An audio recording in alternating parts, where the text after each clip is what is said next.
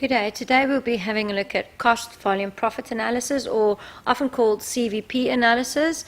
I want you, before we start with this chapter, to take the fact that your income statement generally stays your income statement. So whatever we're doing now is really not new.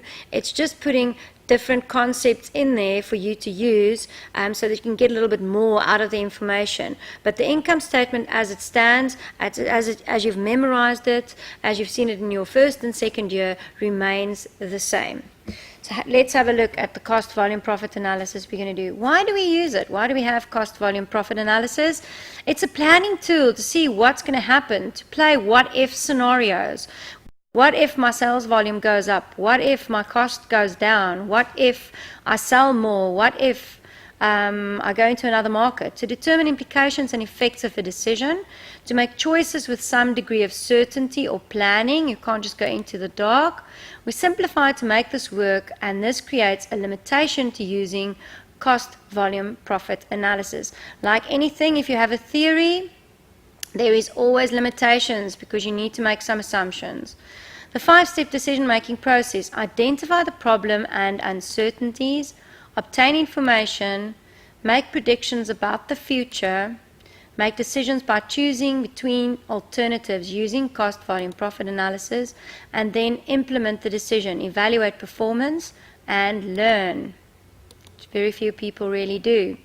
Changes in production, sales volume are the sole cause for costs and revenue changes. So this is the assumptions. Guys, please note that the assumptions, in a way, in the real life situation, makes it very hard to use CVP, because all these assumptions in real life are actual variables going up and down. And as you'll see, changes in production and sales volumes are the sole cause of cost and revenue changes, and that's not really true, because there can be market variance, there can be a slumping economy, we can be in a recession, so all of those are ignored. Total cost consists of fixed and variable costs. What about semi-variable? That's not in there.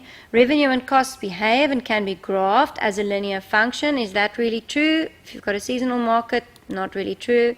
Selling price, variable cost per unit, and fixed costs are all known and constant. Is that really true?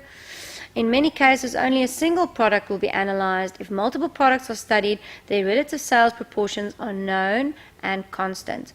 So you must realize that using CVP, making all these assumptions, actually throws a lot of the detail information into a little bit of disrepute, because a lot of the factors are not considered. And last but not the least, the time value of money is ignored. And we all know that plays quite a big role.